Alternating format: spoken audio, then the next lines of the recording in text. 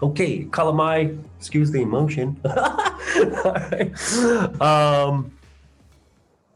Right, so you're here, and we're in the Kukakuka TalkStory, and I've got a pretty weighty, deep topic to share and to discuss with all of you and to explore with all of you.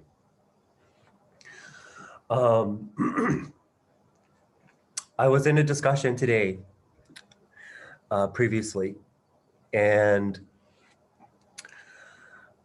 the topic of discussion is what inspired this topic of Kukakuka as a means of beginning to share once again in this kind of an open forum. And the reason I chose this particular topic to be the first moment to reconnect with all of you and to begin this journey of sharing in Kukakuka once again is because it has come across my awareness many times in the recent couple of weeks of the struggle that many people are faced with when they begin to journey on a spiritual level into their healing, and particularly the struggles that they face when they are brought to a point of having to forget that they are separate.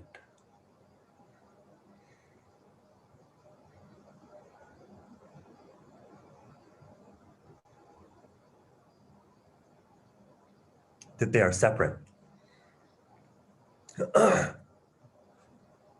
And to remember that they're are connected and have been connected and will always be connected. That the presence of our ancestors, their ancestors, have been with them all along, even in the moments when they have felt the most alone, or at times abandoned by their family. So tonight we're talking about inherited emotions and ancestral healing.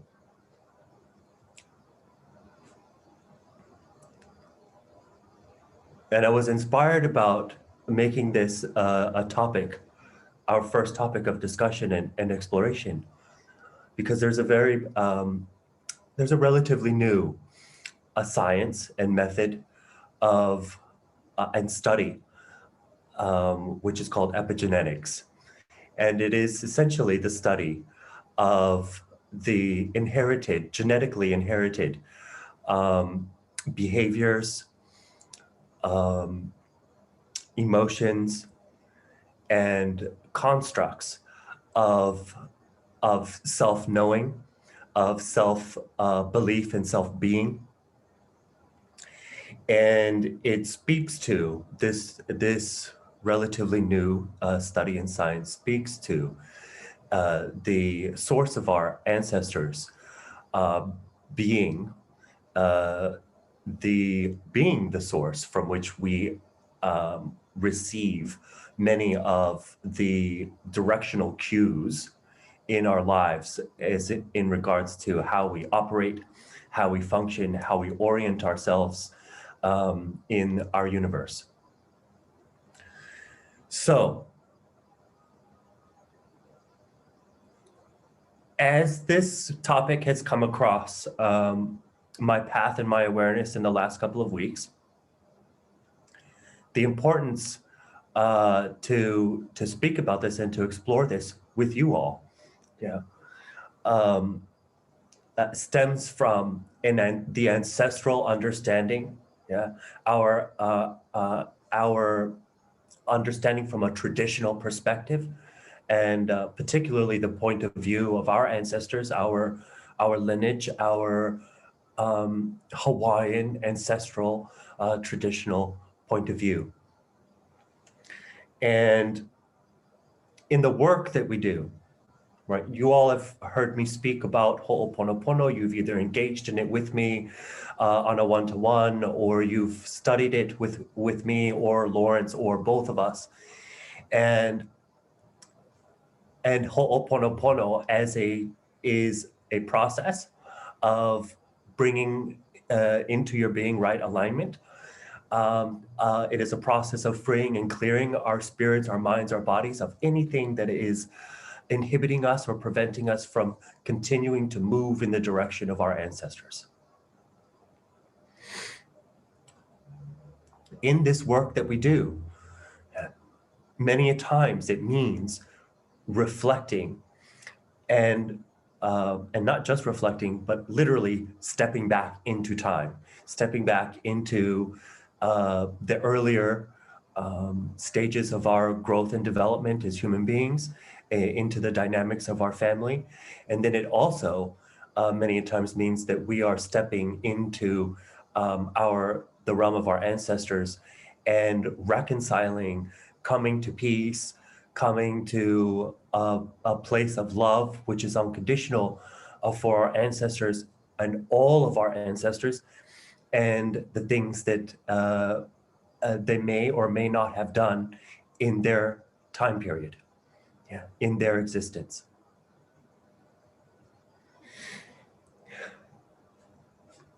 One of the important components that I wanted to clarify in regards to Ho'oponopono as a tool of making things right and finding forgiveness and coming to terms with our family, both in the physical realm and in the spiritual realm, is that the clarification is that in this process, right, we are focusing on the existence of pohakus, right, or anger or hatred that we have picked up, right?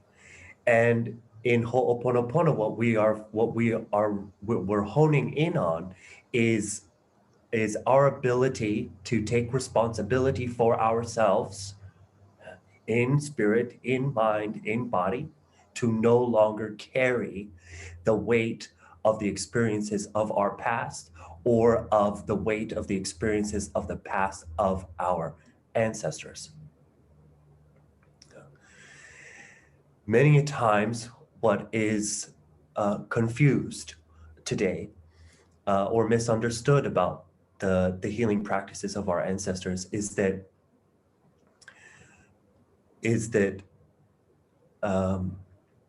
in doing the kind of forgiveness work that that is set forth for us in processes such as Ho'oponopono, we are not going back into our our ancestral realm and the spirits of our ancestors and correcting or making right the things that they've done. And this is a clarification that I need to make I need to set forth right now. What we're able to do in Ho'oponopono is to come to terms, to bring ourselves back into alignment through unconditional love and acceptance and understanding of the things that our ancestors have done. But it is not a tool or a mechanism to go back and to change or to rectify what they did. It's important for us, right? And I need to speak from the point of view of my ancestors, of our ancestors, right? It's important for us to understand our place. And it is not our place to assume responsibility for the actions of our ancestors that did things that were not in alignment with the truth or the knowledge, wisdom, or the teachings of our ancestors. What we can do here in the present in Ho'oponopono is forgive, yeah, the hurt and the pain of the experiences of our past, which also includes, we're including the connection to our ancestors in that past, right? So that as we move into our future, we're able to remember the fullness, the wholeness, the purity of the light that we were born with. And what I'm hearing many a times from people that are beginning to do this kind of healing work, that are beginning to step into these levels of self-awareness and self-work, is a misunderstanding that the work that they do will somehow affect or influence what has already occurred. With that said, right, when we fulfill processes such as Ho'oponopono in the present, and we come into alignment and we come back to a place of loving unconditionally everything that we know about ourselves and our past, yeah, then we can ensure that the pohakus, the emotional burdens are not passed on to the generations below us, right? To our children, to the youth. So in this way, yeah, we're able to change, yeah, we're able to correct, yeah, the overarching the overarching direction, yeah, and also latitude, right? The latitude of the projection, yeah, or the trajectory, I should say, the trajectory of our family lineage in its future.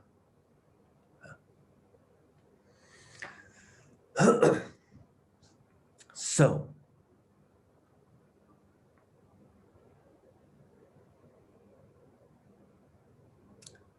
now my last and final component that I wanted to share about this topic before I open it up and get some engagement, because this is really about an engagement and a discussion, and I'm really interested in hearing about, well, I'll get to that in a minute.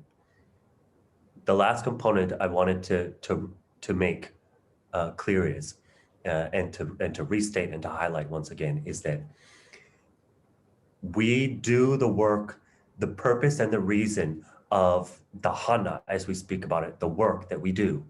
Yeah, the purpose and reason for it is to bring us back into alignment with the fullness and the integrity of the light that we were born with, and to be able to demonstrate that light through unconditional love for everyone and everything in our universe. In this path, in this journey of healing, we must do the work with the pohakus that reside within us. But we're doing that work with a purpose and a reason, yeah, to bring it to an end, yeah, to complete it, to no longer move in the same repetitive cycles, or to be stuck, yeah, or to be weighed down by the pohakus, the stones that we carry in our lives. So I want to end with, we must remember the light. Yeah. We're doing this to remember the light. Yeah. And the other facet that I'm seeing and that I'm witnessing in the multitudes of discussions that are happening right now about this particular topic is it hyper focuses on the stone. It hyper focuses on the anger or the hatred that we've picked up. Yeah. Whether it's several generations back, or it was when we were 10 years old, or in our early 20s that we picked it up, right? And what I'm hoping I'm getting across is that it's important to identify it, to do the work, the hana, to ensure that it's no longer there, and to get back to the light.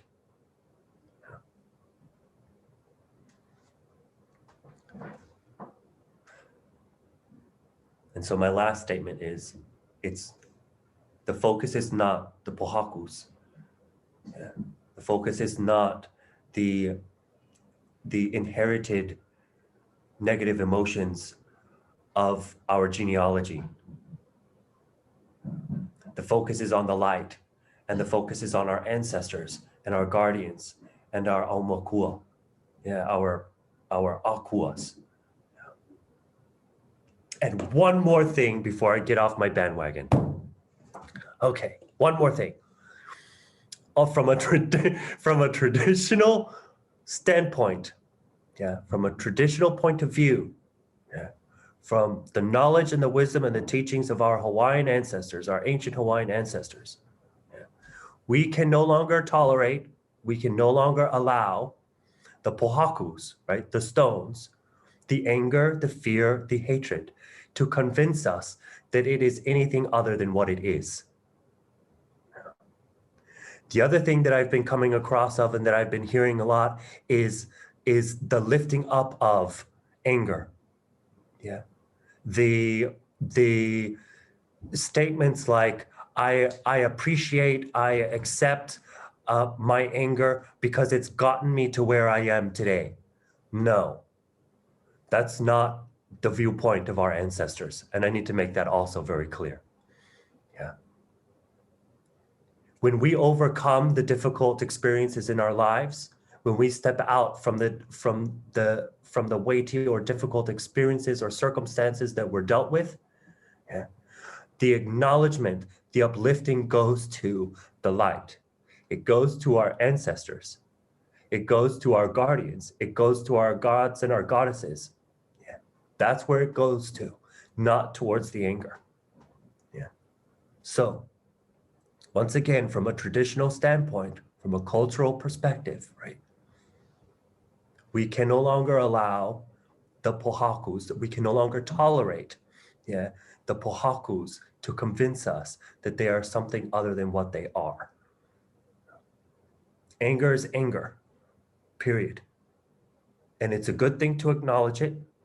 It's a good thing to see it for what it is. And it's an even better thing to get rid of it, and to get rid of it quickly. So that's the fullness of my share for inherited emotions and ancestral healing. And I am absolutely open right now to hearing the contributions from each of you in regards to how you're dealing with, or how you have dealt with inherited emotions, and what ancestral healing means for you. And it's open. Is there anyone that would like to begin?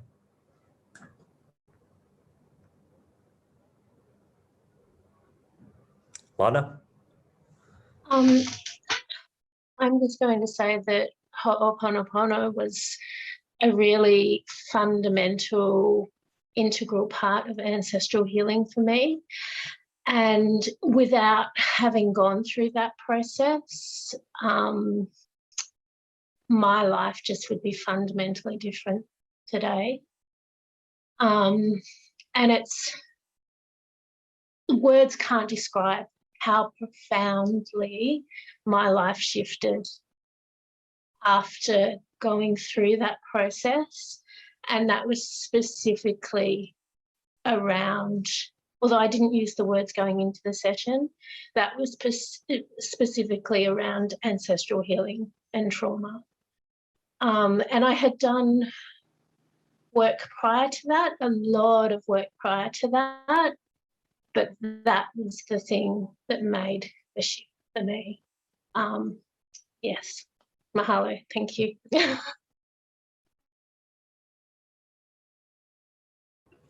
Mahalo, thank you for that share and that contribution. Yeah, you've engaged with me in Ho'oponopono, and have been on this journey and the use and understanding of it as a process for a while. So I deeply appreciate that. Wow. I'd like to go to Jem, since you're here. I'd love to go to you for a moment and enlighten us to how you and your people are dealing with inherited emotions and ancestral healing.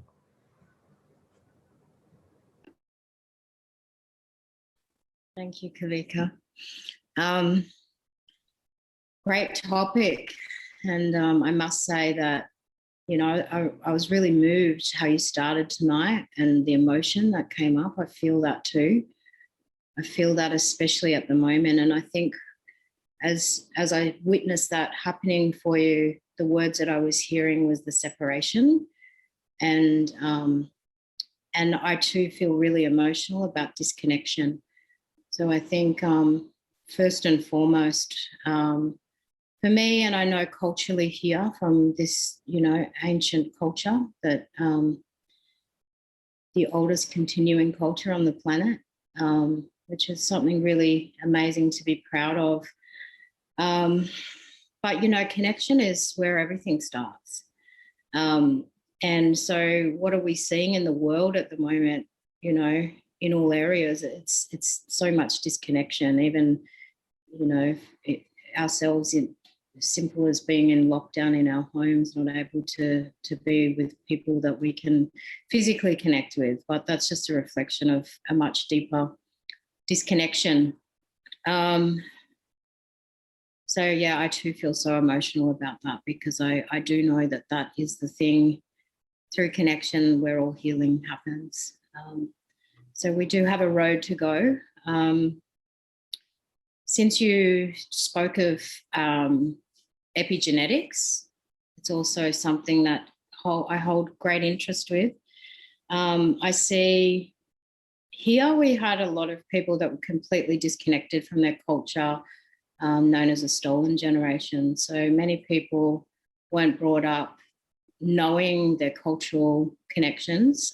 So separation and disconnection, lineages severed. So, you know, as I understand epigenetics, not only is it what we have it inherited, but it's also how our environment activates that genetics. And, you know, with the work that I do in community, or what I see here, especially with young people, so I'm trained in culturally informed trauma therapy called Wiyali.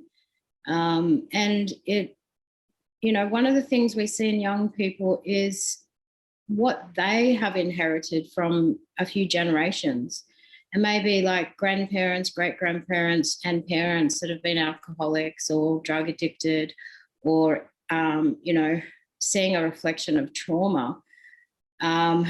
So it's refreshing to be able to help navigate them, to draw on the fact that what they're seeing is only post-colonization here.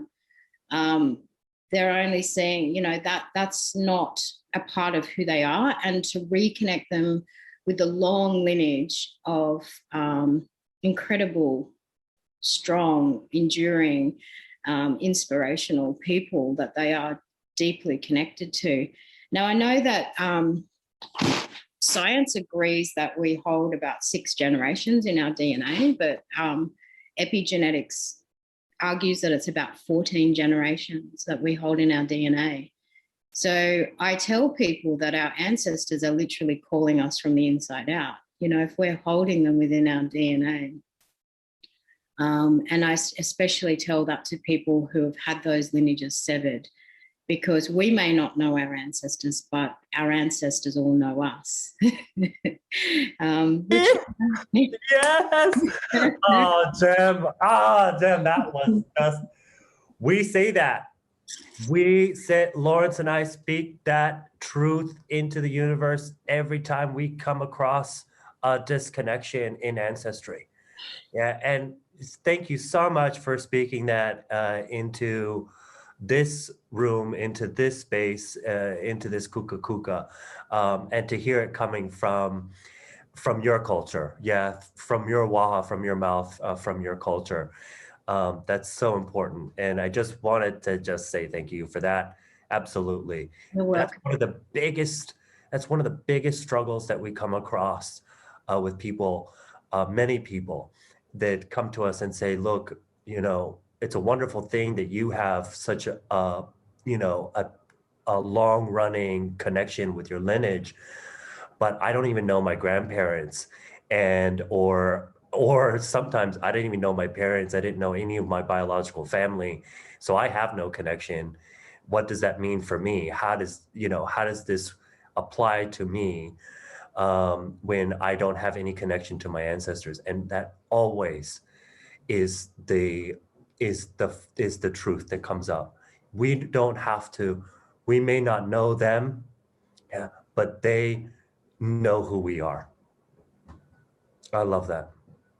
And you know what? Here's another thing. Loving you. Yes. We're the answers. Yeah. Each and every single one of us is the answers to the prayer of our ancestors. Yeah. Our ancestors prayed for us. Yeah. And we're here. And we were born. And we are literally the living answer to those prayers, those ancestral prayers. Can I also just add in there too? I love that we're you know, embodied prayers of our ancestors, but culturally here, you know, when it's what's taught is every single decision that is made for 7 generations ahead. So I just wanted to bring that in because, you know, have any of us made any decision for the next 7 generations? But, you know, if we look at our ancient stories, that's what people were doing. So, you know, it's only because we are in this disconnected modernity that we're all living in that we've forgotten that. But yeah, so we are literally those generations ahead that people were making decisions for. So I remind people how important that is, and to, you know, to not miss the opportunity that's been spoken into reality for so many generations.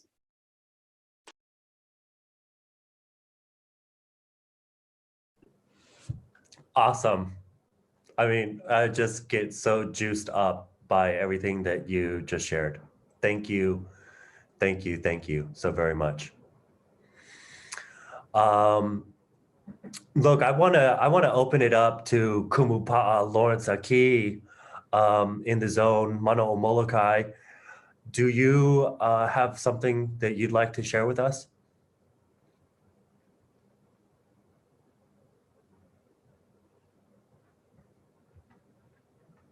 And if you are sharing with us already, you got to unmic.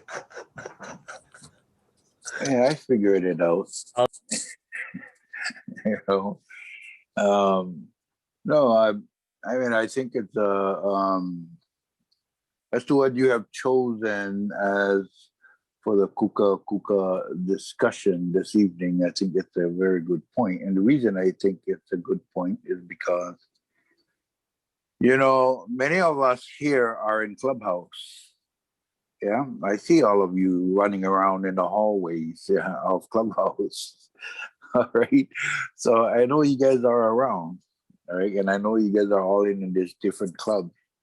And if you listen in these different clubs, you know, what you hear there is, you know, and these are people that are, you know, teaching, they're teaching a whole lot of stuff, you know. You know, they talk about their inner self, their child self. You know, they talk about having to need or have ego, you know, and many other things. You know, I think what you're bringing up, Kawika, it's important that everyone here needs to understand. Yeah, your child self should not exist. Yeah. It really should not exist, everybody. And let me share with you what I'm saying. What that means is if you're working on yourself on a spiritual, mental, physical basis, then there is growth. And if there is growth, you know, it's like in the physical self, the idea is, you know, the child self is forgotten because you've grown. So when people speak about that of you have to go to check in with your child self, I think that's very misleading. When they're saying that, it's misleading. It's because what they're saying is here you are as an adult, and yet you still got to go check in with your child self. And yet at the same time, everybody, you must remember every step of your learning, your Ike, your improvement of your Ike, your knowledge, right? That takes away from that of you having what they call a child self. To the point, that's why, you know, it's what is the purpose? Where are you going? What are you trying to get at? You're trying to get to the point that your foundation is pa'a. Yeah. So if you have a child self that interacts with you on a, whether it be, you know, and generally they're speaking on that of a, you know, within yourself. They many times I hear them talk about the soul, or basically, you know, it's what they're, in my mind, really what they're saying is that of the spiritual self. I don't see how you can become pa'a if you're still carrying around your child, yourself, okay? Or your child self. That has to be gone, everybody, as far as your child self. And it's the same thing as I'm hearing in Clubhouse about ego, everybody, yeah? Those that teaches, I mean, you know, there's many teachings that's going on, and they're saying you need the ego. Without the ego, you are, you know, you are not who you are. Not true, everybody. The ego is a pohaku. Yeah. That's what I want to make very clear in the understanding of the teachings. And yes, don't allow your anger to be the source of your how you act or react or move forward. Anger is the pohaku, everybody. You need to get rid of that. Yeah. So, mahalo, Kawika, for asking.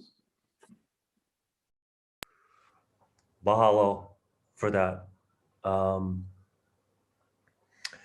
That was a big one. You know, that was a really big one. I really appreciate that reminder. Yeah, that speaks very clearly to me.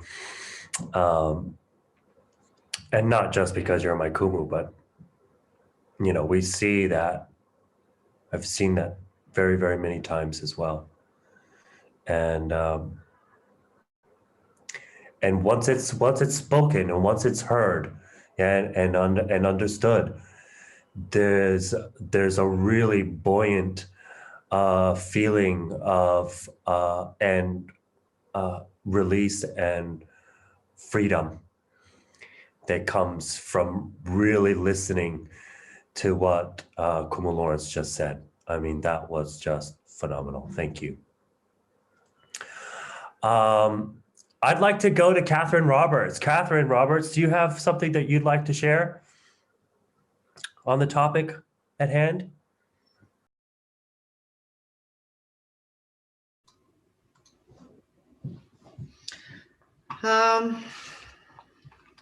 When you're talking about it, of course, I go into remembering some of the pohakus that I carried from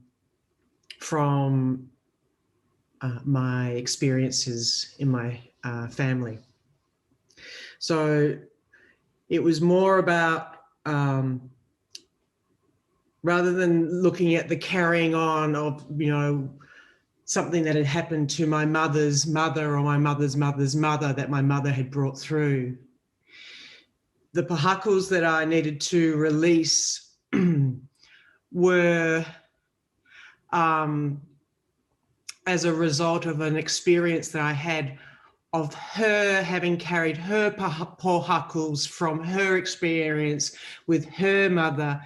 And that kind of, I think that's what people get confused with, is that they're going back and healing their grandparents' trauma or experiences, rather than seeing that it is them that has reacted to something that their mother or grandmother did in their presence, in their life at that time.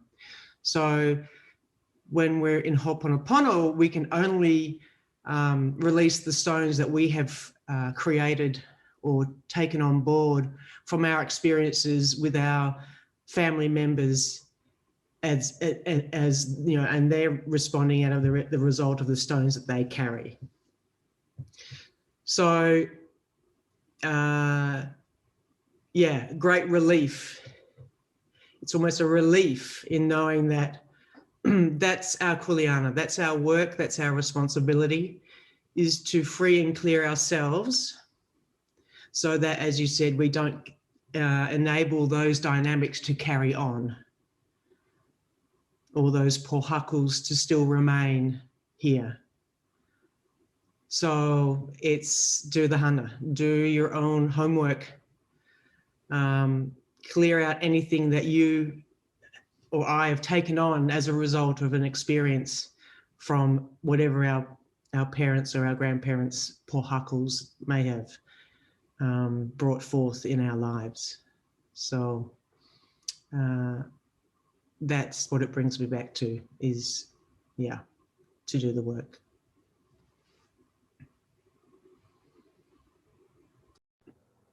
Mahalo.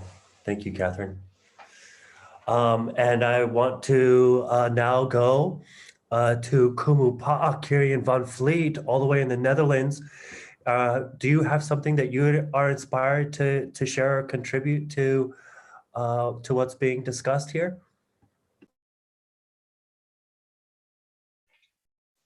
Aloha, kako. Yeah, I'm just listening really to your talk, and Kumu Lawrence's and Kumu Catherine's. Really nice, thank you.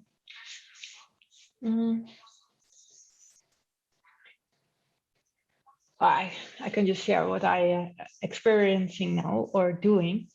I'm actually in the Netherlands, right? I'm currently at my parents' place, and I'm looking into our genealogy from my parents' sides, and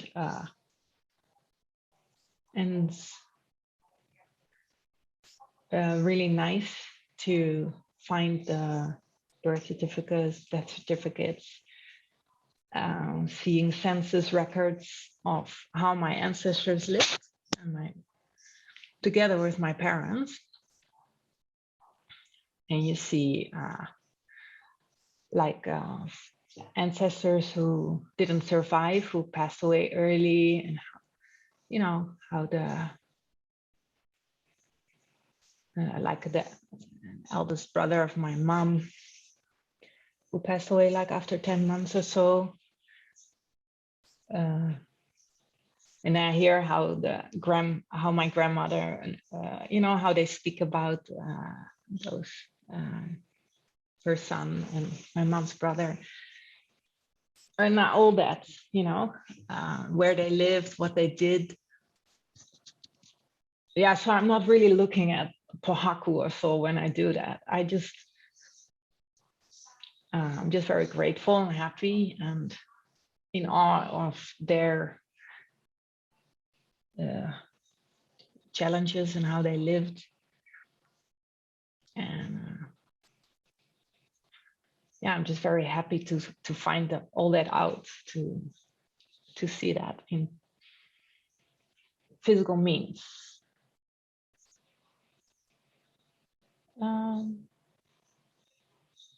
Yeah, that makes me just really happy and connected.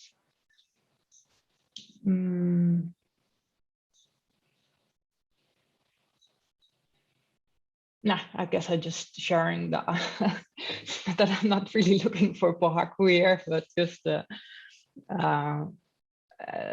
connectedness, the ohana, and finding or hearing the stories, and how I love that, and how aloha my ohana. So yeah, I think that was it. So mahalo for letting me speak. Mahalo. Oh, mahalo for that share. Yes. And you know what you made me think of, and it also touches on Jem's share as well too, is the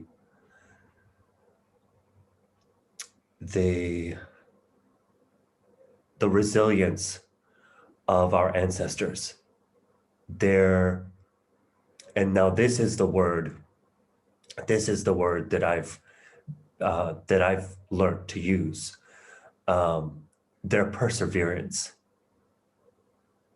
Yeah, their perseverance through all of the difficulties that they were faced with, and now I get emotional about it again too, but we're all indigenous somewhere down the line. And from Jem, yeah, and from that indigenous perspective, right? We all know and carry, our families have all been affected by genocide or religion or shifts and change in society and governments, and have had to, find a way to manage how to raise children in difficult circumstances, or face the death of their children, and all the obstacles that one can be faced with in life. And then still the perseverance that they had to survive it, and to do their best that they could to keep intact, the love and the connection. And I guess for me, what's making me really emotional about it is realizing that they were successful. Yeah. They were successful in their perseverance. So much that they were faced with, no longer being able to speak their language, no longer being able to dance to their gods, to their goddesses, no longer able to go to the bones of their ancestors to make that connection, to remember that oneness with them. And still, as much as they were faced with, and as much as the outside world attempted to destroy that connection, that connection was not lost. Was not lost. And they did persevered. So the gratitude, the love, and the thanks, once again, returning it to and directing it back to where it is most deserved to them. So thank you, Kirian, for bringing that one forward. Yes, and Jem too for touching on it, that perseverance, that resilience, that strength that they had. Okay. Look, I'm going to open it up now to some questions. Questions or contributions from anybody. No particular order. Anybody inspired to make a share? Sure, Ricardo, go ahead.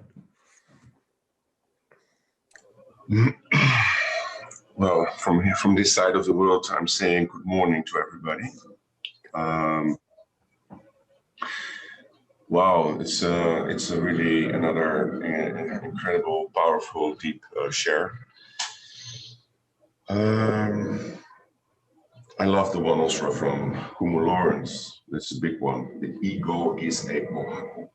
Wow, that's something to chew on, really. I mean, it's like, that's one for days. I can chew on for days. Yeah, so let's talk a little bit, if possible, also about the Aka chords.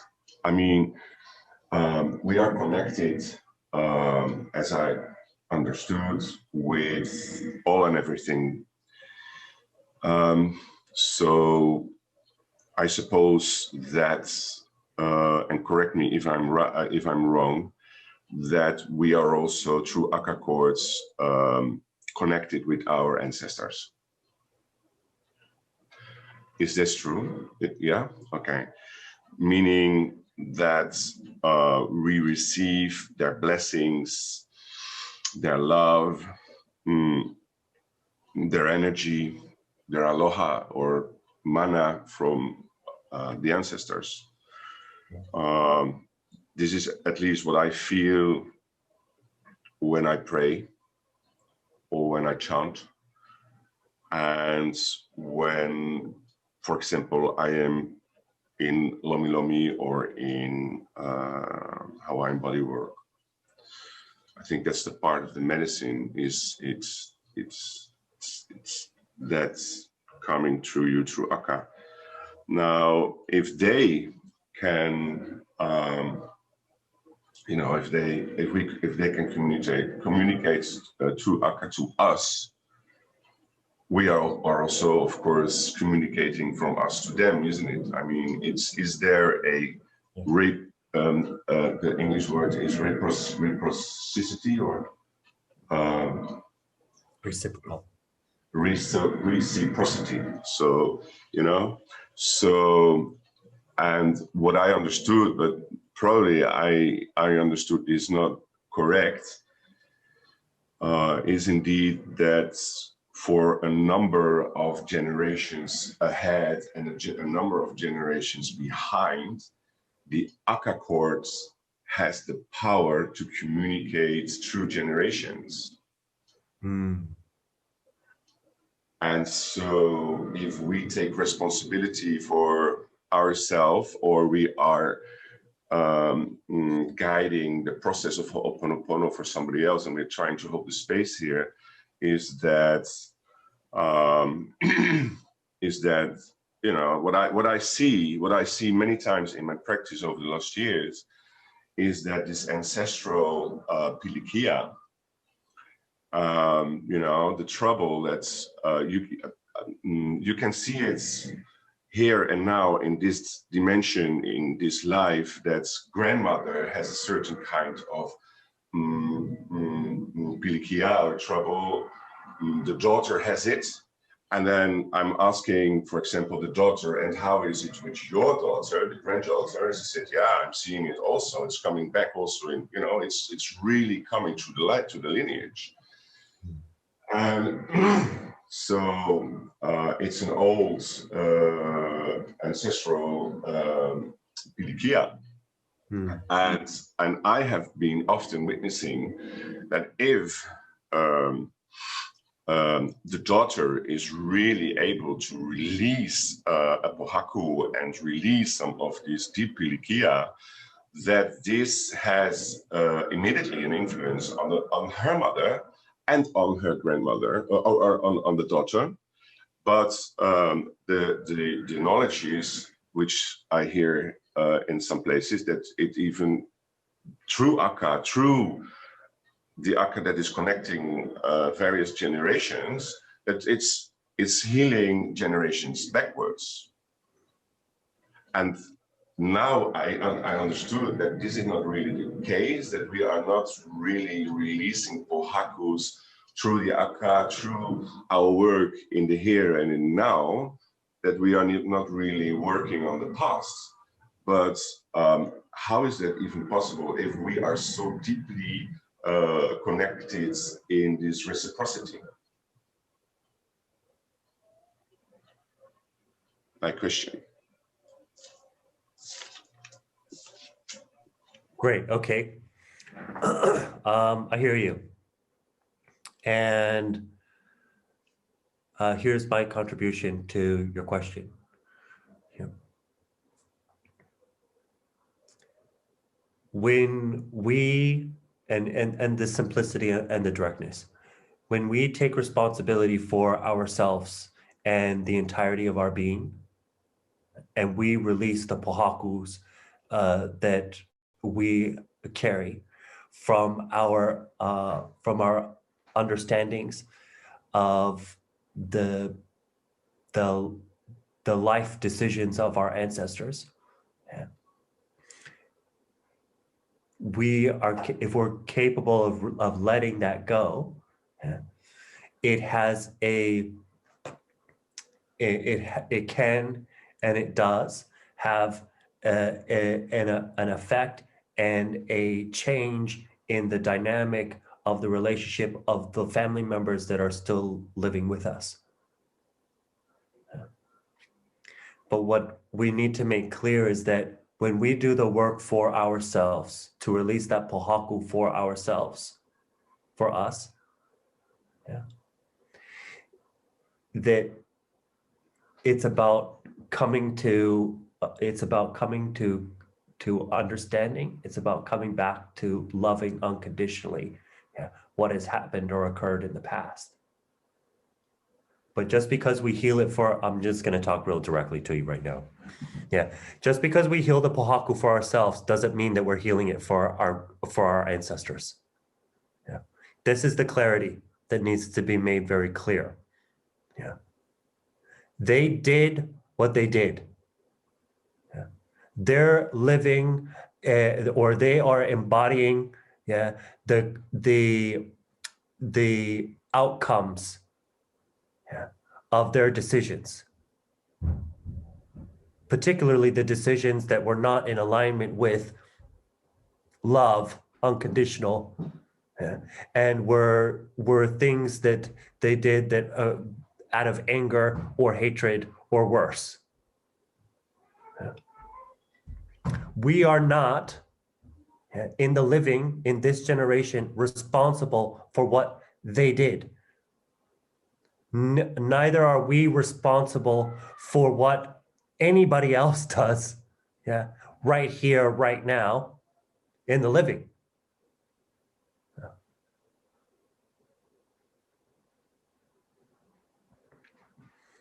We're only responsible, what we're speaking to is what we are responsible for is ourselves, our spirit, our mind, our body.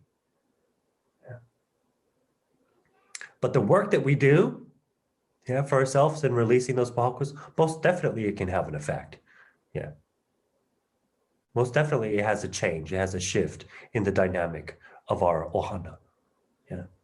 Even if the shift in the dynamic is simply how we respond to, yeah, our family. Yeah. But here's the other part. Yeah. And here's another truth. Yeah. This path of healing isn't for everyone. Yeah. This path of spirituality isn't for everyone. Yeah. So just because we do the personal work of forgiveness on ourselves, yeah, to move us forward in the direction that we're inspired to move in the direction of our ancestors, it doesn't mean that my brother has to do the same journey.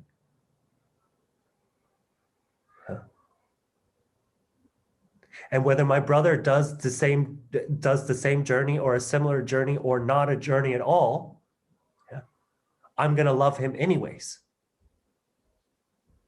Because that comes back to what I'm responsible for.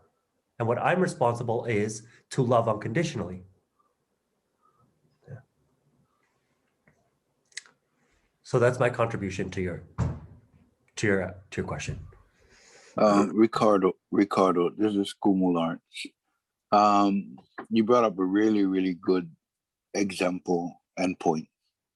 A very good point. Yeah.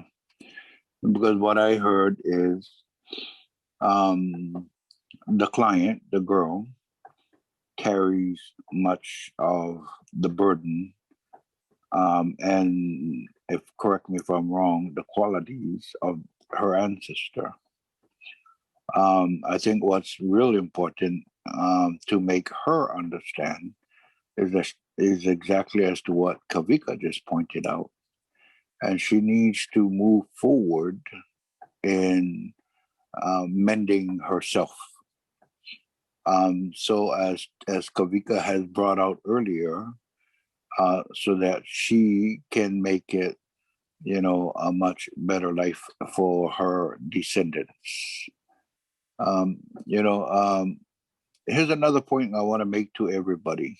Okay, if everything about you is in place, what generally happens is, as Ricardo attempted to say, and I heard it, because of the Akka Court. So we have this line of communication.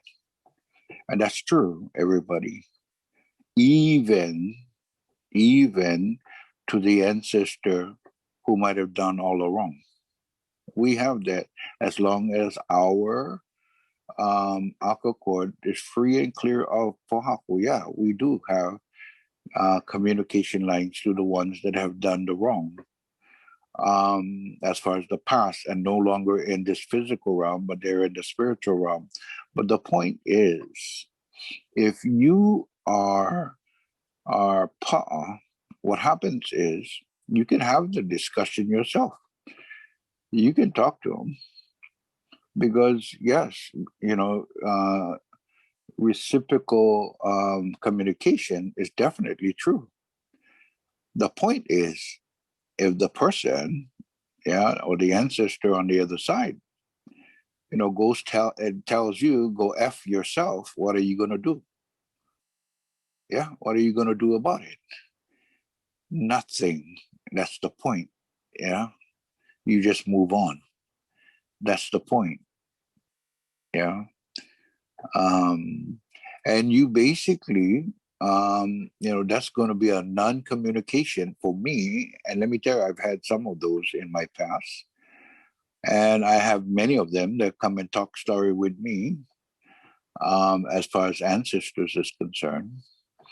But I make it very clear, no, don't tell me, that it's better to,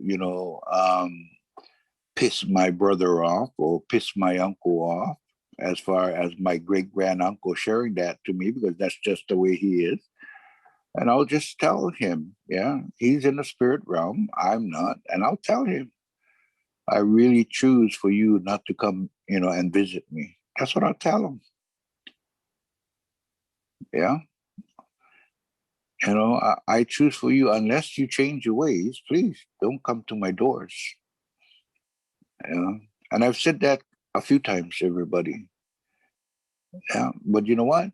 The ones that I do have coming to my doors, my windows, my floor, my wall, those are the ones I love having communication with. Okay? So that's, because Ricardo asked a very, very, well, at least I heard, what I heard, because of this girl who has the qualities, as to what's being, that she's carrying with her. The idea is trying to help her to change herself. That's what it is. Yeah. Mahalo.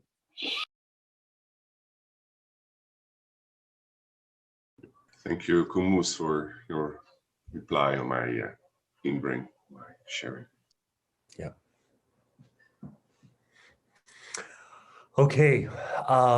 Anyone else inspired to contribute or share or have a question?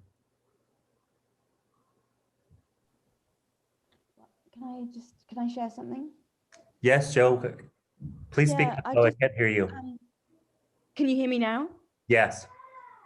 Yeah, I mean, I found it really beautiful, some of the things that have been said, you know, that we are the answer to our ancestors' prayers. That's very powerful and a lot to think about. And, you know, your original question was, you know, what does ancestral healing mean to me? And, you know, I'm living on the other side of the world. So I thought, you know, to where my European ancestors came from. But however, coming here on Norfolk Island, by some strange coincidences, I discovered that I share the same ancestors actually with the Pitcairn Islanders. And so when you go back in their ancestry, I discovered that those ancestors are in my European ancestry. And so it's sort of, I didn't know that, you know, but then you start the connections, you know, just,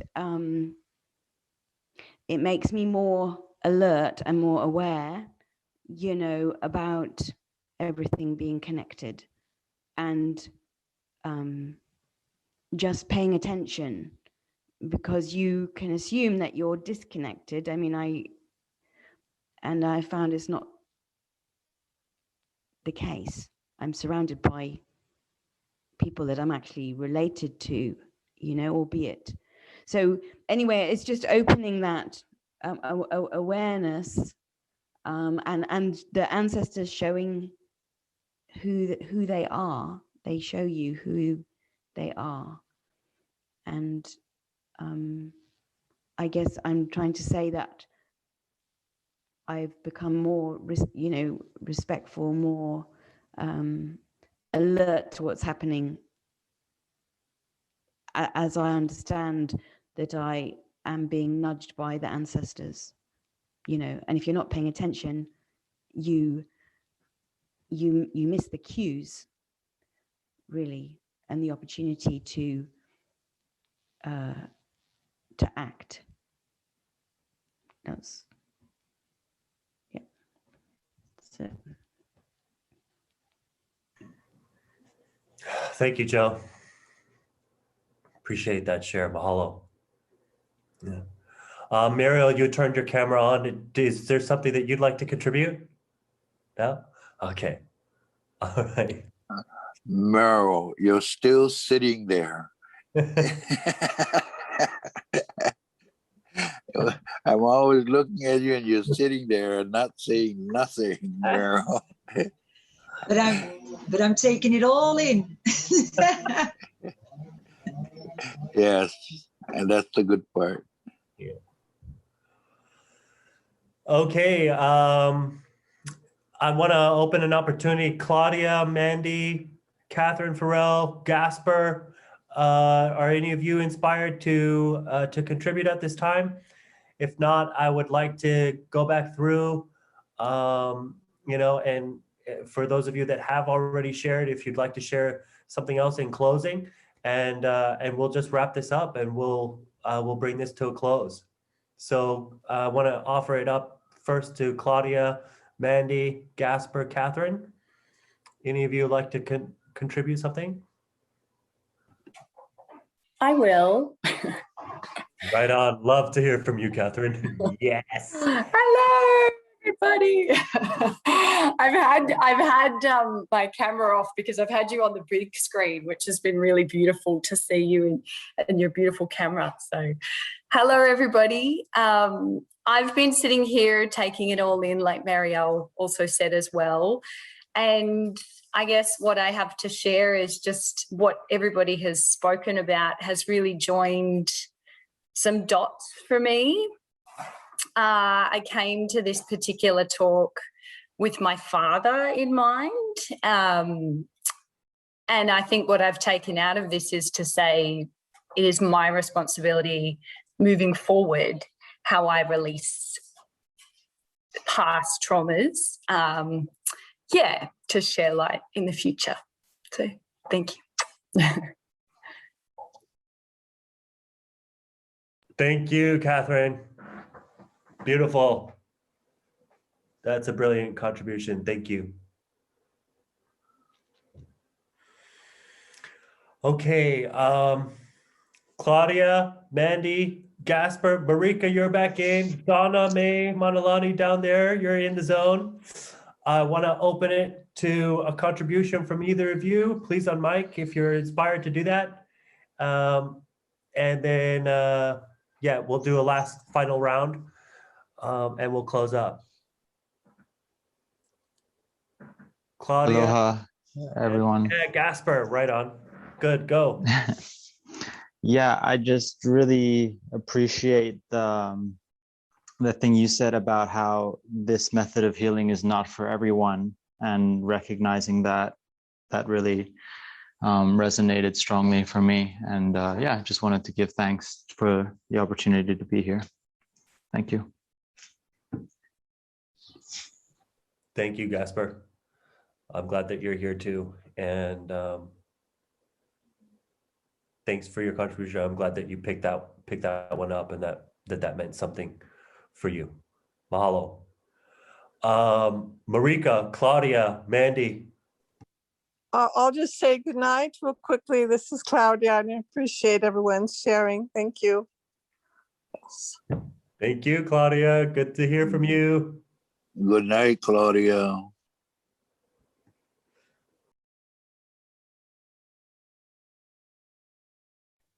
Good night, everyone. Or evening, wherever you are. Marika or Mandy?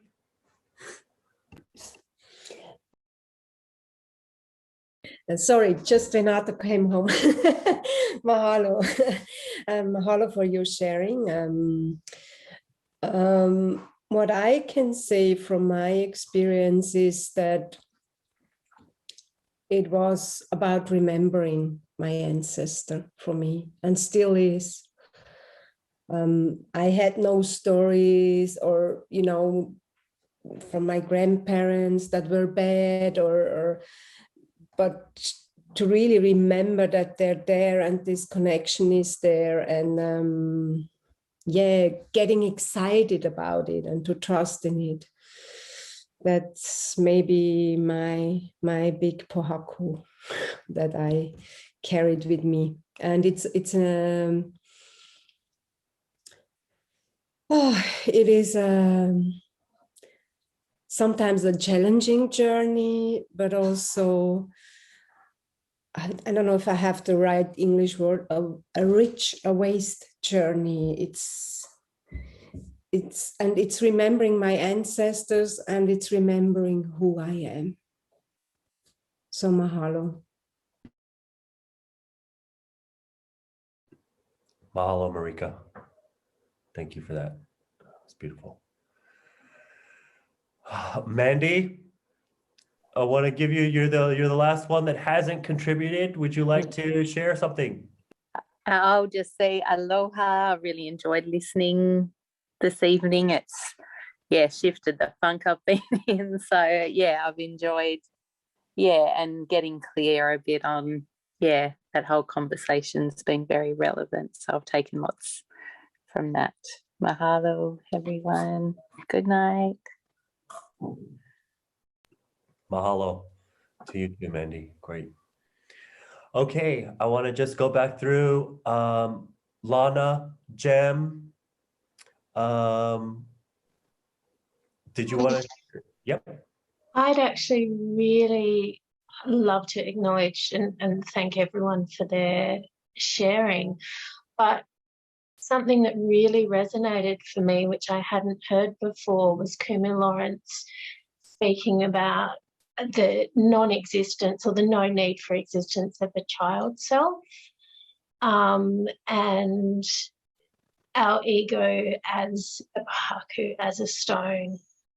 And also that, not quite linked to that, but the way that this idea of rage has been elevated.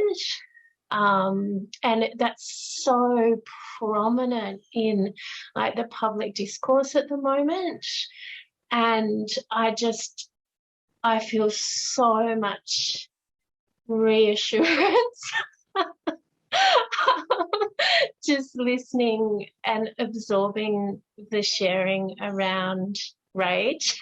So mahalo, thank you. And yeah, there's a lot for me to sit with from tonight, and I'm just really appreciating it. Thank you so much.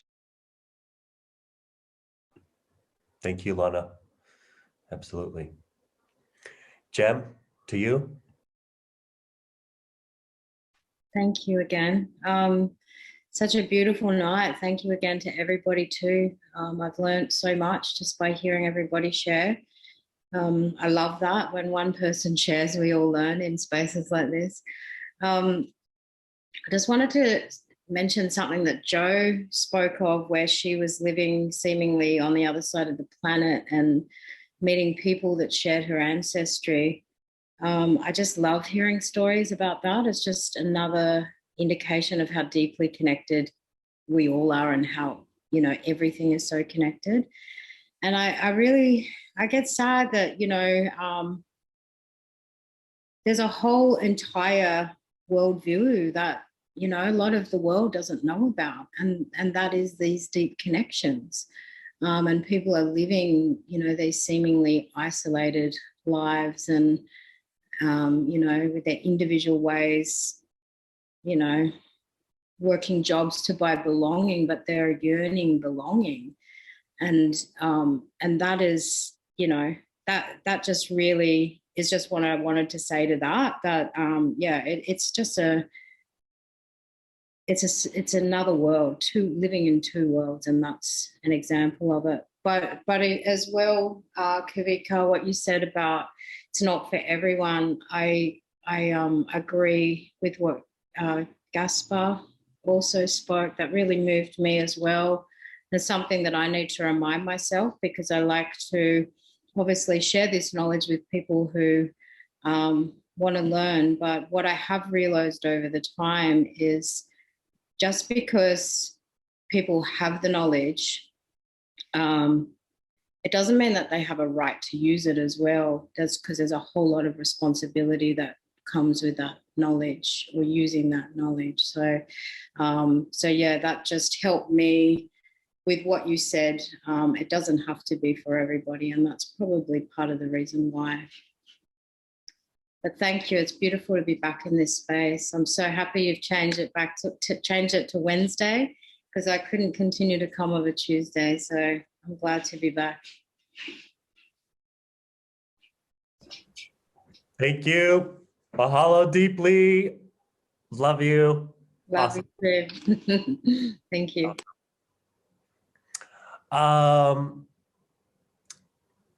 Did anybody else want to have another moment? So Kawika, this is what I want on my end. I want to close with for everybody. Yeah. In the building of your foundation, everyone, you have to have your pillars. And your pillars are, and I'm going to remind everybody now, your pillars are, you have to believe in a higher being. You have to puri, prayer. You have to have aloha within you, unconditional love. You have to be pono, live righteously, and not 1/3 of your life, entirely of your life, as far as living righteously. You have to, you have to speak the truth. And none of this are easy. Absolutely none of it is easy. All right. And I know every single one of you can testify to that it's not easy. Yeah. But I also know, because of who I'm seeing here, is you have worked on it. And that's what matters, is you have worked on it. Yeah. And that hana, yeah, the work. Those are the pillars. That's what I want all of you to take away from this and repeat that to yourself. Yeah, over and over. It's the pillars. Yeah, and living by the pillars, everyone. So I have an ability to understand people more than people can understand themselves, actually. Yeah, many times. And let me tell you, I've observed many of you that are here, yeah, and the process that all of you are going through. And I know for a fact, it's challenging for some of you, yeah, and that's a fact. But the point that you're still here and still pushing on tells me, right, you have what is needed. Yeah. Now just continue following it. That's all you got to do. Yeah. And that's a fact, everyone. Yeah. Ricardo, I know you do great work. You're going to do even greater work. Yeah. Once you get past what it is that you're dealing with, and I know you will. Yeah. I just want you to know that, Ricardo. Okay? In the meantime, everybody, it's like almost 11:30 at night for me. So I have a big day tomorrow on Clubhouse. At 11:30 a.m., I have my regular talk that I do, and it's a huge subject that I have tomorrow. So see you there, Meryl. And I'm going to close for the night, everybody, okay? Ahui ho. Ahui ho and good night. Ahui ho. Donna, you're down there. You just turned your video on. I don't want to skip you. Do you have something that you'd like to contribute? Just mahalo. I've loved listening to the sharing. Both you, Kumu, all the sharings, but Kumu Lawrence just absolutely taking us where we need to be, where we are. It's been awesome.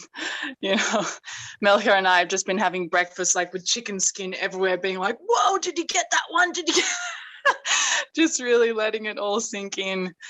My final contribution would be what you shared last week, Kumu, which I've been loving, and it's that we focus on the light, not the pahaku. And that's always where I'm going to come from if, we share about ancestors with what they've, my breath's gone again. I always lose my breath. With what they have done for us, to have anything other than aloha, I can't understand it. So I really am so grateful for what they've come through and how we are able to be here today. We're in a house now that's over 500 years old. We're down south in Switzerland on a bit of a family holiday. So, lots of hana to be done, keeping it pono, keeping it aloha, and I've loved the sharing. So thank you. I'm sorry I came in late. And great to see there were some new faces for me. Oh, those who haven't met, I'm Haumana to Kumu Kawika Foster, and I can't wait to see you all again on the next Kukakuka. Mahalo. Okay, mahalo for that. And look, we're done here, everybody. When it's done, it's done, and it's time to move on, and it's time to get on with the get on and the things that we need to accomplish in a day. Thank you so very much for being here for the relaunch of the Kukakuka on its new night, Wednesday, 6 p.m. You all are on the list, and you'll get notification. You'll get a direct link in your emails next week. And I'd love to have all of you here again. And yeah, thank you so very, very much for everything you contributed, for being a part of this. And I hope that all of us, myself including, will take something away from this share. I love you all. Aloha you deeply, and hui ho.